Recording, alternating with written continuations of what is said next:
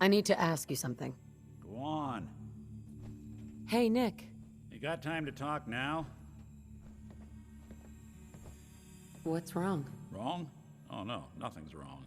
We've just been traveling a while now, and I figure there hasn't exactly been equitable distribution of information. I've gotten a decent glimpse into your dirty laundry, but you still don't really know a whole heck of a lot about me. I figured I'd offer to balance the board. So, is there anything you want to know? What do you remember about the Institute? It's all pretty hazy from back then, but now and then I get glimpses. Life inside the Institute, they keep you isolated. A single test chamber was my whole world for years, and someone was always watching. Then one day you wake up on the other side, and that's it. They've cut you loose. Welcome to the brave new world, with such people in it. What's with the outfit? After I started the agency, it just seemed like the sort of thing a detective ought to wear. I got some old memories, pre-war. Faded to all heck of guys dressed like this, doing what I do. Putting on the hat and trench coat, I figured it'd let folks know I was serious about the whole thing. Clothes make the man and all that. Guess I felt they made me the man I wanted to be. So, who are you, Nick? That's a question I've been trying to figure out myself for a long damn time. I know I'm a synth, authentic Institute handiwork, but I'm still mechanical, not bioengineered like the fancy synths giving everyone the willies these days. I get tune-ups now instead of checkups. But my memories, my personality, they're all lifted from some cop who volunteered for an experiment back before the war. They scanned his brain and copied it onto the hardware that runs between my ears. Don't know why they chose to make a robot based on some pre-war cop instead of a math genius or a bioengineer.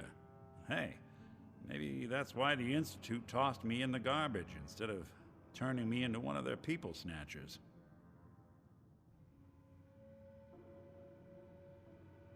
Wait, the original Nick was from my time? Sure was. Which meant when I finally ended up out here, it was quite the rude awakening. I remember waking up one day in a garbage heap, a body in tatters and a head full of memories belonging to a man who'd been dead for 200 years.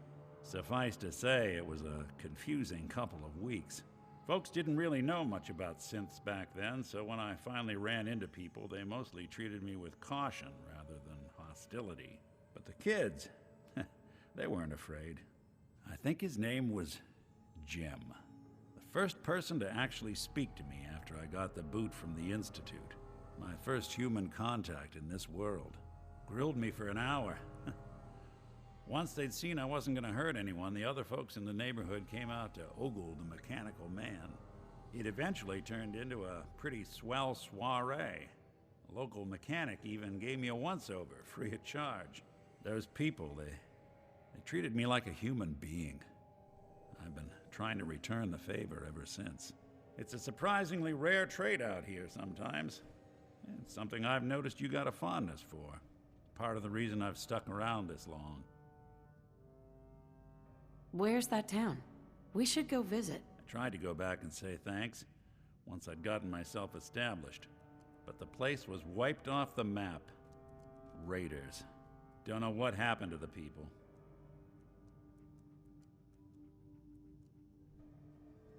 If you're good to people, they'll be good back. That's something I've always believed. Couldn't agree more. Well, I expect you're about as bored as can be listening to me rattle my skeletons. We should probably head out.